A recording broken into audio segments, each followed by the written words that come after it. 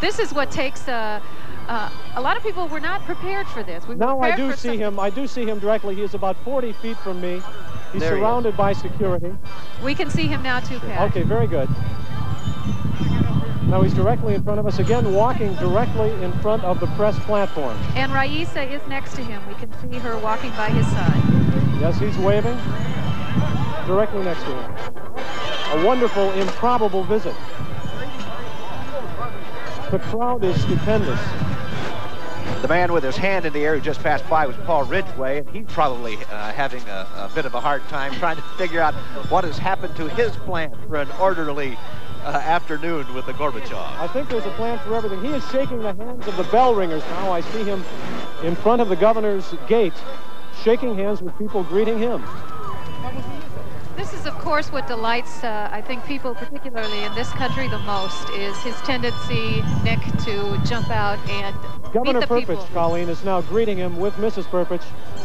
A wide grin on Governor's face. This is really his day, too, isn't it, Pat? It certainly is. I see members of the governor's family surrounding him as well. And Mr. Gorbachev is directly in front of us. There he goes, asking them to move away. That's right. There And we Mrs. are. Gorbachev He's waving with to us him. now. Yes. There we are.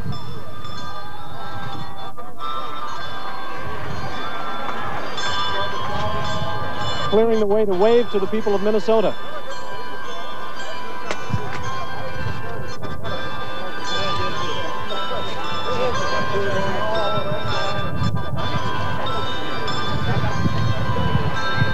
The guests are making their way slowly now into the governor's mansion.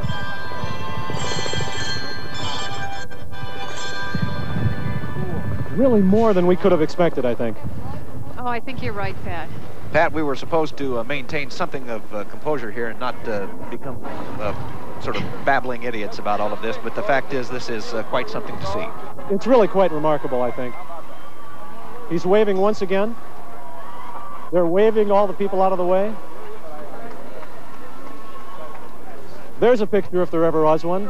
Governor Perpich waving at the door of the Minnesota governor's mansion with the president of the Soviet Union. Something many people did not expect to see, I'm sure. Pat, exactly how far did he walk then? Where did he get out of his motorcade, and how far did he have to come down the street? Apparently he got out at Lexington Avenue, which is about a block and a half from where we stand. So he must have gone out as soon as he saw the huge crowds which had gathered on the corner of Lexington and Summit Avenue. Now, we must remember, too, that there is a celebration here in St. Paul called Grand Old Days, which usually draws 100 to 200,000 people every year. We suspect that some of those people took the half a block walk over here to see the Soviet president. But we believe he got out down at the other end of the street, and he walked the entire distance. Something, again, as we mentioned, we just did not expect to see. Do you think that... We want to show you some pictures and ask you to comment, if you would, of the Soviet president jumping out of the car as he arrived here at the mansion. Yeah. And, in fact, he walked up to the mansion, didn't ride. This is his style, isn't it? Yeah, it is his style. He's very much of a people person. It was very interesting in his news conference this morning. He kind of took a shot or two at Mr. Yeltsin.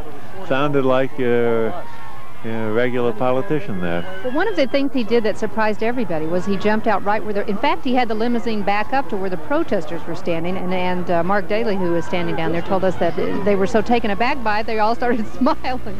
Yeah, that's right. That like Mrs. Bush up in Wellesley. She, by George, it's really going to rain here, isn't it? But he's a personable guy. There's no question about it. He rolled the window down in Washington and waved out. Now, I rode with Reagan on a couple of occasions, and he rolled the window down maybe by an inch or 2 inches and stuck his hand out. It just drove the Secret Service wild. And here's this guy with the window all the way down, waving away to the crowd. Their Secret Service must have been beside themselves. Well, do you think maybe he feels safer in Minnesota, though, and well, more free to do that sort of thing? Perhaps. Well, I think that probably his Secret Service has told him no, because, you know, you can't own any weapons in Russia. They confiscate all that stuff. You know, we talked about when you were in Washington about the men on top of the White House, and you notice if you turn around, Senator, they have the men on top of the mansion today. Oh yeah, but do they have Stinger missiles? That's the big question. Well, let's hope they don't need them. Thank you for being with us. We appreciate it, Senator Boschwitz. All right, Paul, back to you. Well, what a very big time back there. Here, he's been very much out in the open with his wife. Of course, he's in Minnesota and not Washington, I suppose I could claim. And you know, she's an academic, you know. She's a PhD in philosophy and had been teaching right up until the elevation of Gorbachev to the presidency, and then realized she couldn't continue teaching. Yeah, she was a philosophy professor at Moscow State University. You know what I find interesting about when you're learning about the lives of these leaders from afar, we know so much about the families of our political leaders, but I was surprised to learn that they have a daughter.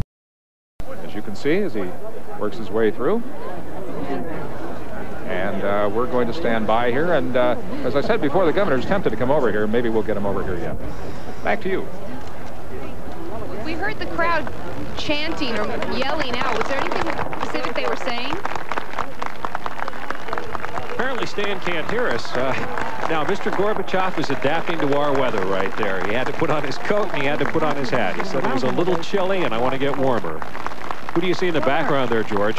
Well, of course, there's Joan Gross, Secretary of State, who just came back from Romania, by the way, watching those free elections. Listen as they applaud the Soviet president.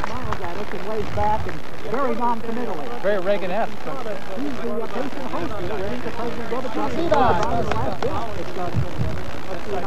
Everybody trying to shake his hand.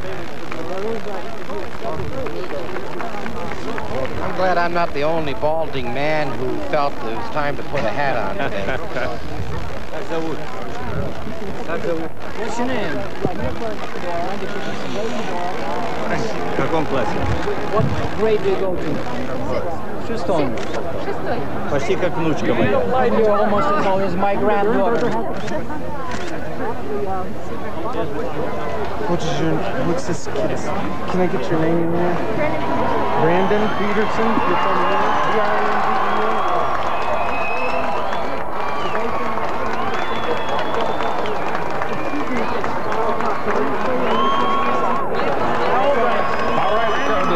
President has now donned a hat as he comes out the front entrance here, and see if we can get his attention. The entire press corps summoning him over, and one never knows. He does like all the attention here, indeed, and it's been a most friendly reception. He looks like he is moving now over towards some of the folks gathered here.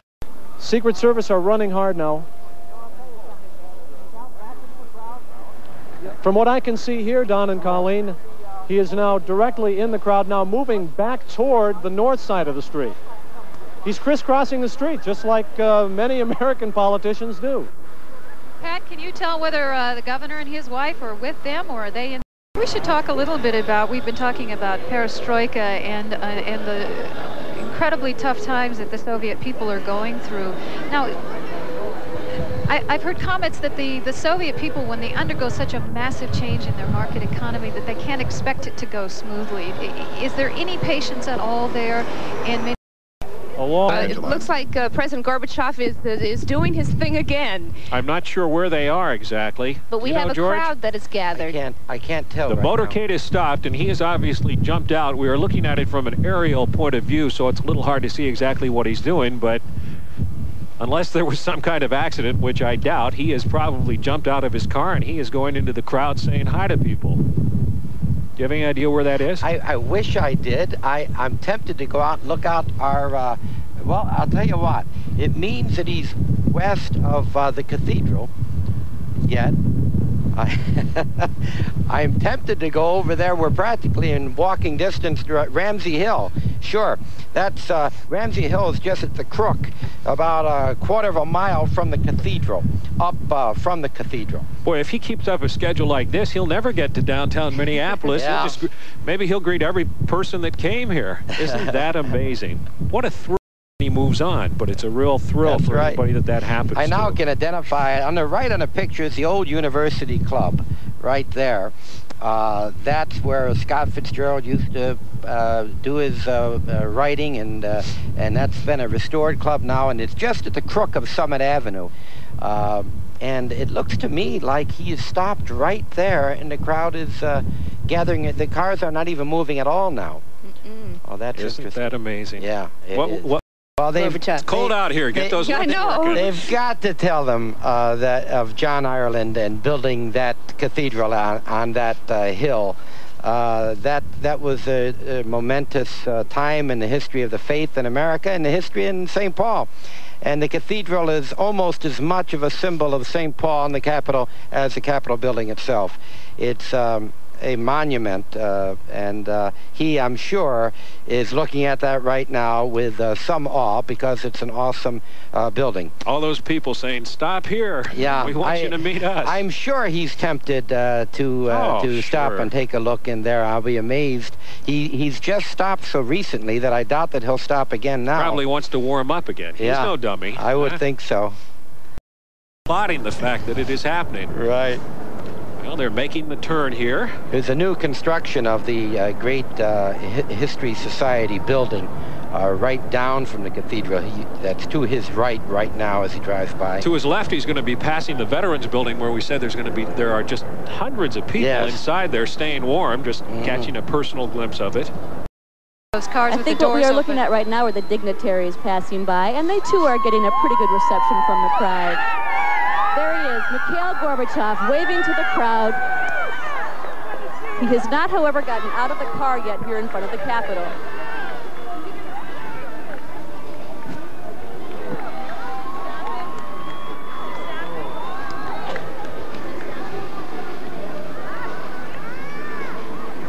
I think many of those cars that we're seeing with their doors open are the security personnel poised and ready to jump out. There he is. He's right in front of us. We see him passing now. our location now. And you can hear from the crowd. Perhaps the best spot to have a chance at shaking his hand. Unfortunately, he stopped up near the cathedral. Unfortunately for these people, he stopped up near the cathedral and just made kind of a slow swing right by the Capitol grounds. Was smiling, waving at the crowd, but did not actually get out and stop here. He had his win. That they were going to make a stop. Now, this is a Snyder drugstore in the neighborhood that they will be visiting with the Watson family. Now, it just happens to be a neighborhood drugstore where Colleen Needles happens to do some of her own shopping and prescription filling. Maybe you can tell us a little bit about it.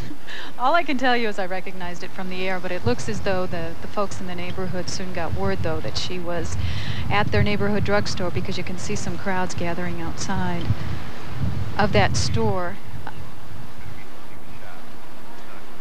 You can hear them, and you can certainly see them waving their hellos in the background. There she is emerging. And listen to that crowd.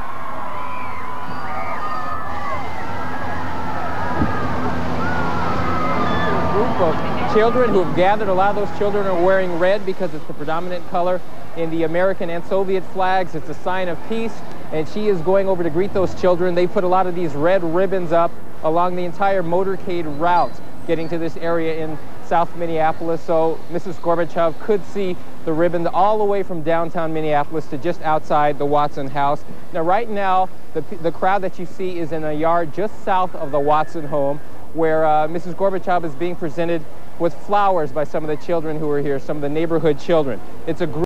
Offer them any sort of tour of the house that Mrs. Gorbachev would like to see, because one of the reasons she is here is to see a typical American home. Of course, many American families have lots of conveniences that Soviet families are not used to, and that's one of the reasons Mrs. Gorbachev wanted to come. And as you can see, she's now moving toward the house. Don and Colleen? Daryl, tell us a little bit about the Watson family.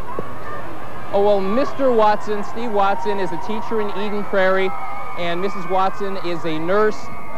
Stephanie and Lisa Watson, the two oldest children, the two daughters, are actresses and dancers with the Children's Theater.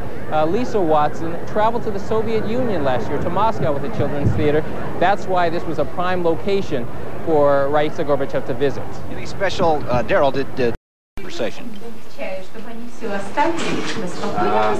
Well, in order to have a quiet life at this table, maybe we should ask the crews to get rid of all the equipment there and sit at the table and drink some tea with us, so that they would join in our conversation instead of standing over there and making us timid. Why don't you sit down, everyone? Otherwise, we won't be able to converse freely as I would love to. Please get seated somewhere. Could you ask them again? I can ask. Yes, please. All right.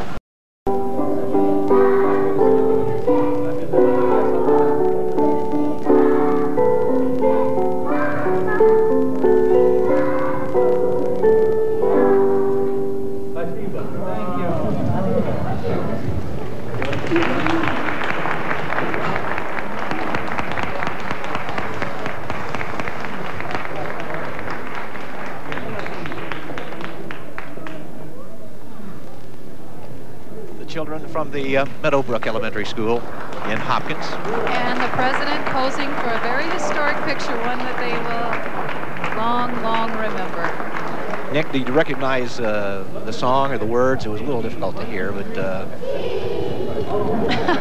Did you hear them? What? Say cheese. Oh, in any language. That's a nice moment. It sure is.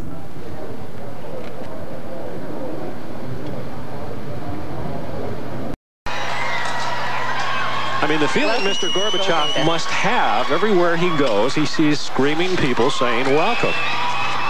There he is. A sharp contrast to some of the receptions he's received in his own country of late. Greeted by the current CEO. He'll be escorted in there. A little wave to the crowd. Now, is he going to run over and say hi to the workers or not? Looks like he might. He'd be out of character not to now, I guess. It's almost expected of him now, I guess.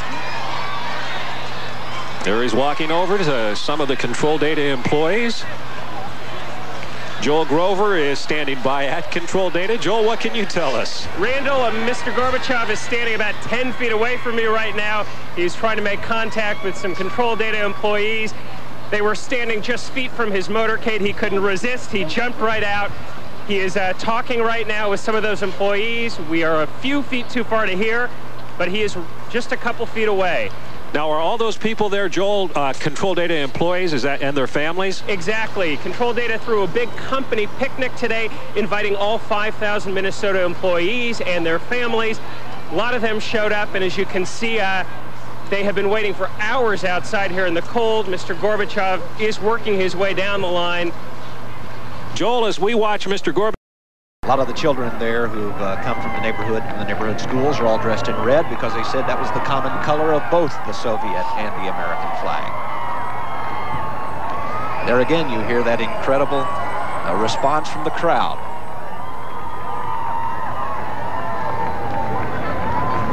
She could be a movie star. She could be a great athlete.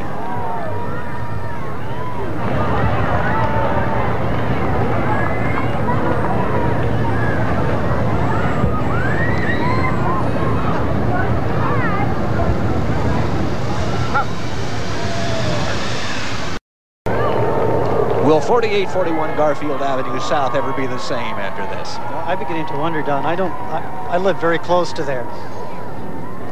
Daryl Savage is our reporter on the scene, and he was listening in as Mrs. Gorbachev was speaking. Daryl, what was she saying to you? She was talking about how she fell in love with the Watson family in such a short period of time. She said to us earlier today that this trip represented friendship and peace, and she certainly had words to fit that. She came right on over to us and she said that she fell in love with Lisa. She fell in love with this American family in such a short period of time. You know, this trip was supposed to just be 20 minutes here to the Watson family home. And because of a change in the agenda, she was able to spend nearly an hour. And now you can see them hugging. Mrs. Gorbachev is getting into the limousine, and it looks like she's going to be heading north on Garfield Avenue, leaving the Watson home to the applause of several hundred people who've been waiting here for an hour for her to come back outside and greet them. Don? Daryl, she seemed to be absolutely sincere in what she had to say. I don't know if you were able to... Arrived at 1:30. Don, I'm going to go back to you. Okay. Mikhail Gorbachev is coming out of the Control Data headquarters, shaking hands now with the president and the CEO. Lawrence Perelman, after having seen a version of that huge computer that will be coming to the Soviet Union in that $32 million deal. Don, are you able to hear any of the sound coming out of the airport? It's quite beautiful. I mean, it really is moving and touching. They are singing that song now for the environment. We would like to hear it now.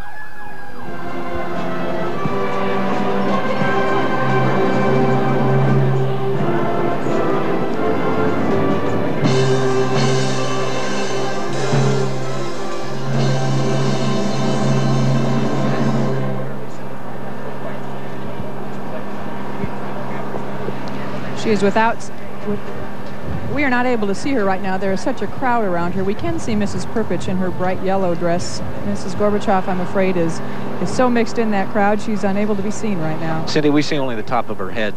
There are 150 members of the 934th Tactical Airlift Group and their families, so that would be a crowd of, if you just doubled that, 300. Then there are 200 civilian employees that work on the base there, so double that.